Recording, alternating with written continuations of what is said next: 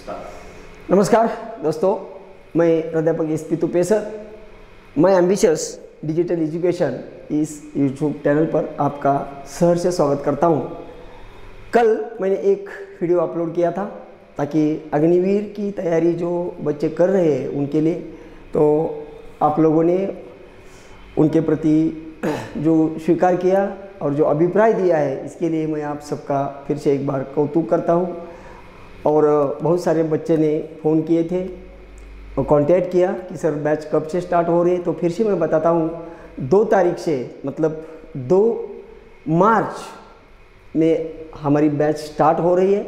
आपको अगर ज़्यादा जानकारी चाहिए तो आप कॉल कर दीजिए या डायरेक्ट आप आके मिल सकते हैं और पूरी जानकारी आपको मिल जाएगी। जो वर्कबुक कैसा होता है, बहुत सारे बच्चे ने पूछा कि सर ये वर्कबुक क्या है, वो कैसा है, क्या है, वो सब जानकारी आपको यहाँ मिल जाएगी। तो ठीक है, आज मैं दूसरा वीडियो लेके आया हूँ।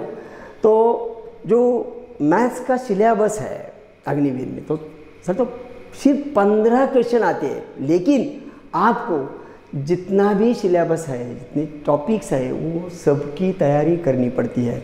तो आज मैं एक शॉर्टकट की तौर पे आपको एग्जाम्पल प्रॉपरली कैसे छोड़ा जा सकता है, मतलब जो कि आंसर है हमारा, एग्जाम्पल हमें आए या ना आए, हमारा आंसर सही आना चाहिए, ये बात है।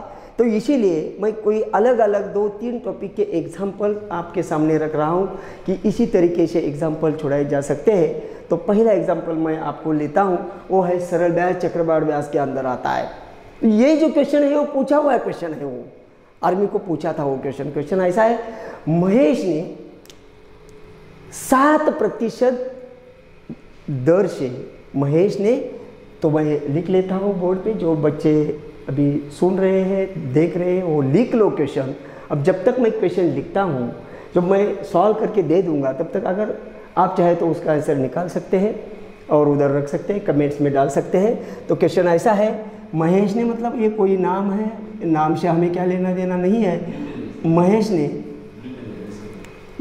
ने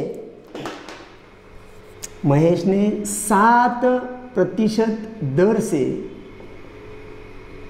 7% दर से 600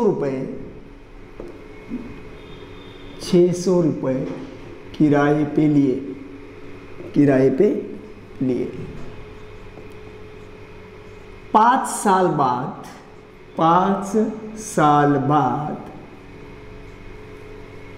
550 रुपये नगद और एक घड़ी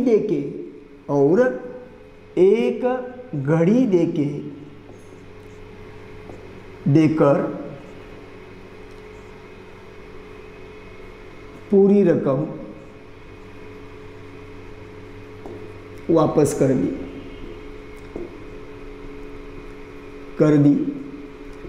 तो बताओ घड़ी का मूल्य क्या है। तो घड़ी का मूल्य क्या था, ऐसा क्वेश्चन है।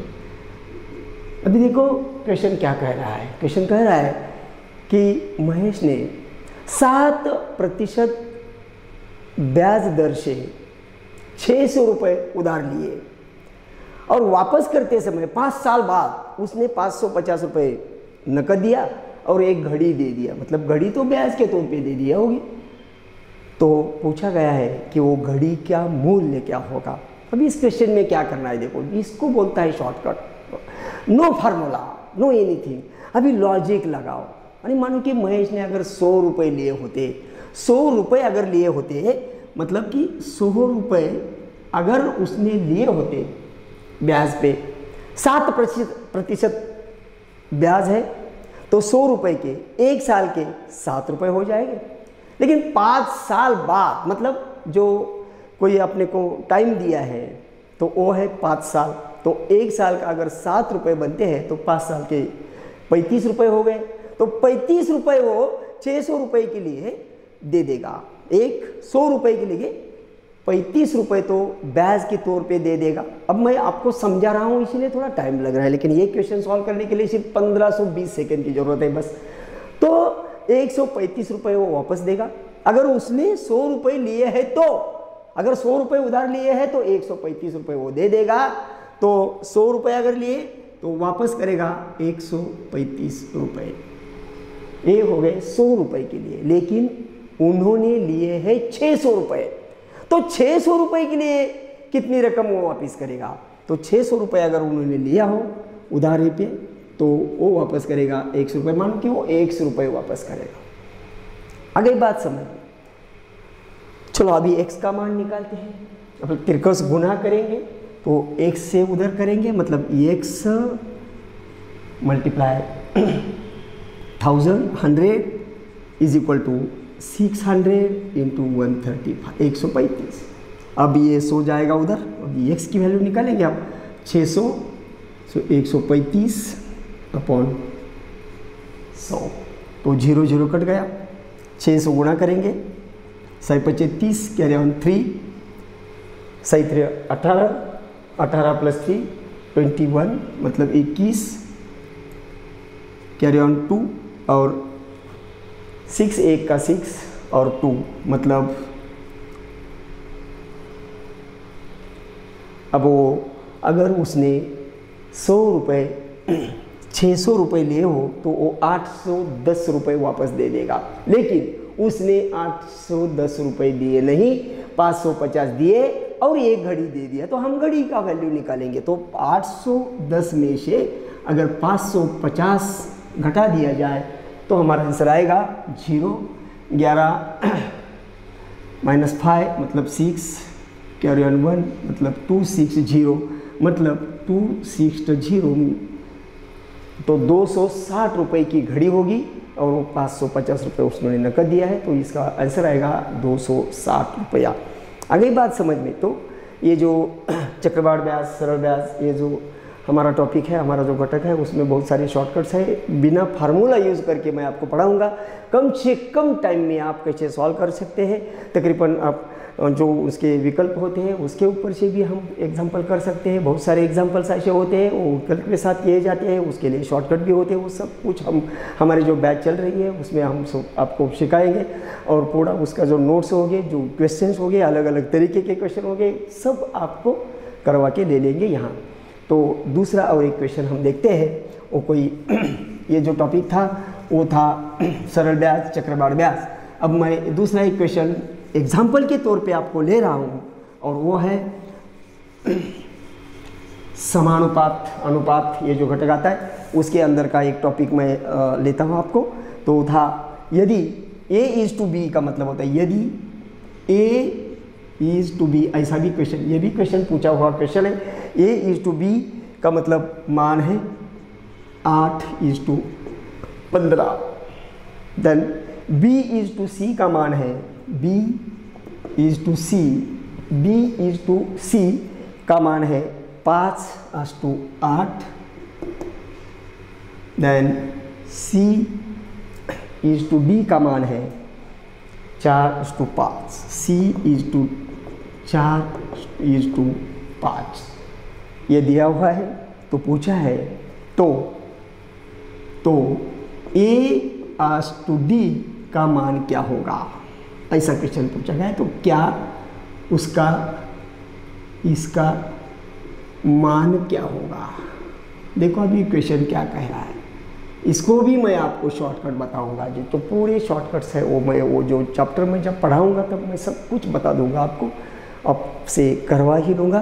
तो देखो ये दिया है a इज़ टू b 8:15 दिया है, b इज़ टू c 5:8 दिया है, और इधर c इज़ टू d 4:5 दिया है। तो a इज़ टू d पूछा है, तो डायरेक्ट लिख लो। अभी ऐसा सॉल्व करो, a is to b is to c is to d।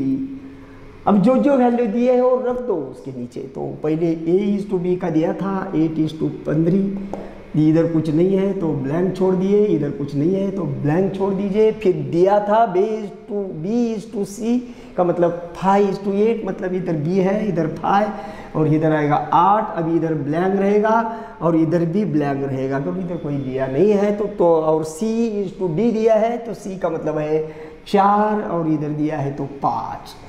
अब इधर कोई नहीं है तो ब्लैंक छोड़ दीजिए, इधर भी ब्लैंक छोड़ दिया। ऐसे ऐसा रख दिए, बस हो गया, आपका आंसर आएगा। अभी इधर क्या करेंगे, इसका गुना करेंगे, लेकिन गुना करते समय हमको करना क्या है, तो जो साइड वाला होता है, मतलब अपना जो नज़दीक वाला होता है, उसको उठा के वो जो ब्लैंक छोड़ दिया है, खाली जगह छोड़ दिए, उधर रख दीजिए उनको।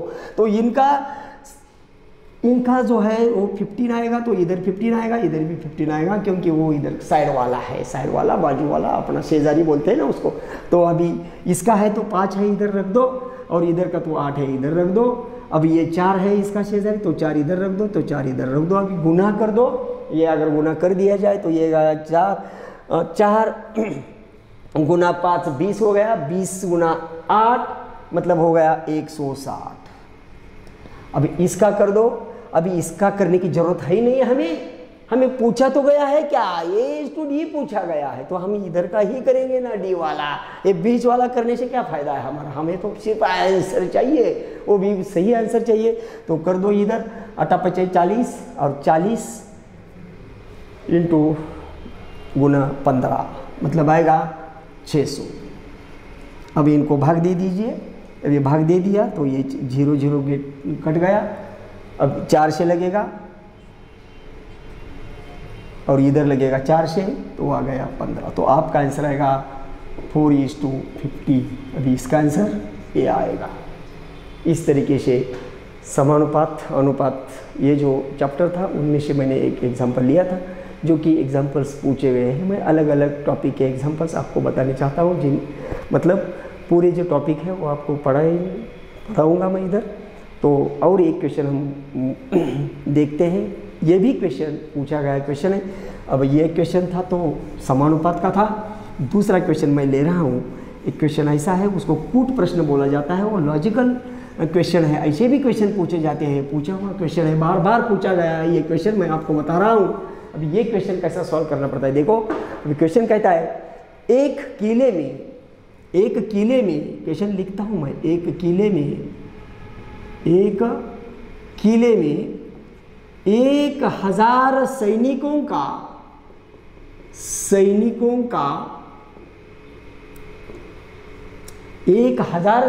का 1 महीने का अनाज है। 1 महीने का अनाज है, 1 महीने का अनाज है, 1 महीने का अनाज है। अनाज का मतलब तो खाना होता है ना, जो खाना दाना बोलते हैं उसको, अनाज। तो एक किले में 1000 सैनिकों का 1 महीने का खाना है, अनाज है। 10 दिन बाद 1000 नए सैनिक दाखिल हुए। 1000 नए सैनिक दाखिल हुए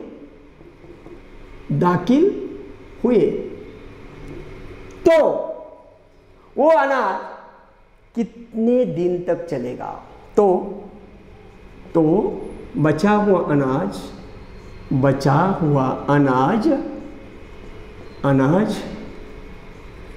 कितने दिन तक चलेगा, ऐसा पूछा गया है, चलेगा। अब ये लॉजिकल क्वेश्चन है, उसको कूट प्रश्न बोला जाता है। तो मानो कि इमेजिन करो 1000 सैनिक है और 1 महीने के लिए जितना अनाज लगता है उतना अनाज है, लेकिन 10 दिन बाद और 1000 नए सैनिक दाखिल हो गए, तो वो अनाज कितने दिन तक चलेगा, ऐसा पूछा है हमने। तो देखो क्या करना है, पहले तो थे 1000 सैनिक, तो 1000 सैनिकों के लिए 1 महीने का अनाज था, लेकिन 10 दिन तो उन्होंने खा लिया ना, 10 दिन खा लिया। अब बचा है तो खाना कितने दिन तक चलेगा। 1000 सैनिकों की बात कर रहा हूं मैं, 1000 सैनिक है, वो उन्होंने 10 दिन खा लिया, 1 महीने का था मतलब 30 दिन का था, 10 दिन खा चुके हैं मतलब 20 दिन का अनाज बचा है। तो पूरा अनाज कितना होगा, तो पूरा अनाज होगा 1000 गुना 20, क्योंकि 20 दिन तो चलने वाला है ना इन 1000 लोगों को। तो ये अनाज अभी है, उस किले में इतना अनाज है, वो 10 दिन निकल गए, 10 दिन के बाद मतलब 20 दिन का खाना बचा है इन 1000 लोगों का। अब 10 दिन के बाद और 1000 आ गए, पहले तो 1000 थे और 1000 दाखिल हो गए, तो पूरे हो गए 2000। अब 2000 सैनिक हो गए उधर, तो वो कितने दिन तक वो खाना खाएंगे, ऐसा क्वेश्चन पूछा है ना। तो इसीलिए हम बोलेंगे भाई डी दिन दिन के लिए खाएंगे, डी दिन तक खाएंगे। डी का मतलब होता है जितने भी खाएंगे वो, तो डी तो हमें निकालना है, तो डी का मतलब डेज, मतलब वो डी डेज खाएंगे। तो अब हो गया हमारा काम, हो गया हमारा। कैलकुलेशन करो, सिर्फ वो 2000 को इधर शिफ्ट कर दो, मतलब आपको आएगा 1000 गुना 20, हाँ 2000 से भाग दे दीजिए, तो ये 3030 जीरो कैंसल, 2 1 का 2 और 10, मतलब वो खाना 10 दिन तक चलेगा। और 10 दिन वो पूरे के पूरे कुल मिला के 2000 से नहीं खा सकते हैं, और 10 दिन तो 10 दिन चलेगा। ये हो गया उसका आंसर। अब इस तरीके से मैंने 3 जो टॉपिक थे अलग अलग, मतलब ये कूट प्रश्न होते हैं, इसका तो मैंने अलग ही टॉपिक निकाला है। ये किसी और जो टॉपिक है उसके अंदर नहीं आता। ये लॉजिकल क्वेश्चन होते हैं, इमेजिनेशन जो होता है हमारा उसके ऊपर, और जो भी हम सीखे हुए हैं, जो घटक सीखे हुए हैं उसका इस्तेमाल करके ऐसे क्वेश्चन सॉल्व कर सकते हैं हम लोग। उनके भी जो शॉर्टकट्स हैं वो मैं सब आपको धीरे धीरे बताऊंगा। और एक लास्ट क्वेश्चन लेते हैं, तो वो वर्गमूल ये जो है, तो इसमें का है मैं ये भी पूछा गया है। मैं जो क्वेश्चन ले रहा हूँ आपको मैं कोई उदाहरण के तौर पे बता रहा हूँ कि भाई ऐसा सिलेबस होता है यार। तो जो आपको क्रॉस निकालना है, मतलब आपको अगर अग्निवीर में तो जो जाना है, सेना में अगर आप जाना चाहते हैं तो कैसी तैयारी करनी पड़ती है, ये मैं सब कुछ आपको बताऊंगा। तो याददाश्त में कैसे रखना चाहिए, जो पढ़ा है वो याद रखने की तरीका है, अलग अलग तरीका होते हैं, अभी साइंटिफिक तरीका है, तो ये सब कुछ आपको बताएंगे हम। तो एक लास्ट क्वेश्चन देखते हैं। क्वेश्चन पूछा गया है कि 156 मतलब 156 25 इनके वर्गमूल का क्वेश्चन ऐसा पूछा है, इनके वर्गमूल में कितने अंक होंगे, क्या पूछा गया है। तो इसके वर्गमूल में कितने अंक होंगे, वर्गमूल नहीं पूछा, वर्गमूल में कितने अंक होंगे ऐसा पूछा है। वर्गमूल में कितने अंक होंगे। अरे बाबा अंक पूछे गए हैं, बात सही है, लेकिन हमें तो वर्गमूल तो निकालना ही चाहिए ना। तो पहला इसका वर्गमूल निकालना पड़ेगा। अब देखते हैं इसका वर्गमूल कैसे निकाला जाता है। अगर ये कोई लास्ट में कोई 25 आ गया, मतलब 25 अगर किसी भी संख्या के लास्ट के 2 डिजिट मतलब 2 अंक अगर 2 5 मतलब 25 है, तो इनका वर्गमूल निकलता है 5। इधर का तो 5 आंसर हमारा फाइनल। अब बचा है 156। अभी इनको साइड में ले लीजिए और इनका ऐसा फैक्टर निकालो, हाँ मतलब विभाजक निकालो कि जो एक साथ हो जाए, क्रमशः हो जाए, क्रमशः। मतलब मैं इसका फैक्टर करता हूँ, इसको अगर मैंने 2 से गुणा कर दिया 2 78 आएगा। फिर 2 से इधर चलता है तो 2 इंटू 13 इंटू 3 इधर 13। अगर इसको 2 से कर दिया तो इसको 2 से कर दिया तो 39 आएगा। और फिर आएगा 2 इंटू 30 इंटू 3। अब ये हो गए उनके फैक्टर। अभी ये फैक्टर है, ऐसे ज्वाइंट कर दो कि जो क्रमशः आएंगे। तो मैंने ऐसा कर दिया 2 2 का 4 4 3 का 12 इंटू 13 मतलब 12 इंटू 13 इसका गुणनफल आएगा 156। तो उनमें से जो छोटा वाला है 12 वो उठा दीजिए, तो इसका आंसर आएगा 125। ये हो गया उनका वर्गमूल। लेकिन वर्गमूल तो पूछा नहीं, तो पूछा है उनमें कितने अंक होंगे, तो दिख रहे हैं हम 3 अंक होंगे। तो इसी तरीके से आपको जो कोई एग्ज़ाम देना है तो उसमें जो क्वेश्चन आने वाले हैं, तो क्वेश्चन की पूरी तैयारी करने के लिए आप हो सके तो जो हमारी बैच चल रही है 2 तारीख से स्टार्ट हो रही है नई बैच, तो 2 मार्च से तासगांव में एम्बिशियस करियर एकेडमी तासगांव, तो आप आ जाइए, पूरी जानकारी ले लीजिए। और मैं आपको इस तरीके से पढ़ाऊँगा कि जिन्हें आप सब कुछ याद भी रखेंगे और ज़्यादा से ज़्यादा मार्क्स आप ले लेंगे। और इसी साल आप भारतीय थल सेना में आराम के साथ और सम्मान के साथ जा सकते हैं। वो आपको उधर भेजने के लिए मैं मेरी पूरी ताकत लगाऊंगा आपके पीछे। हमारी जो संस्था चल रही है, हमारे जो बाकी मेरे सहकारी हैं वो भी पढ़ाते हैं। कुछ दूसरा जो जीएस होता है, जो जीके होता है, वो भी आपको सिखा जाएगा। इधर आपको उसके जो कोई क्वेश्चन हो गए, नोट्स हो गए, वो सब मिल जाएगा। तो मैं आपको इन्विटेशन देता हूँ कि अगर आपके कोई मित्र है, कोई मित्र परिवार है, सगे है, तो उनको भी बता दीजिए और सब मिल के आप काम करेंगे। अपने जो ठान लिया है आपने कि मुझे चाइना में जाना है, तो आप ज़रूर जाएंगे। मैं इसके लिए आपको शुभकामना करता हूँ और आज का वीडियो मैं स्टॉप करता हूँ।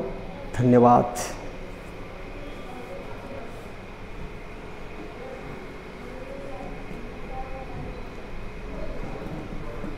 हो गए यार।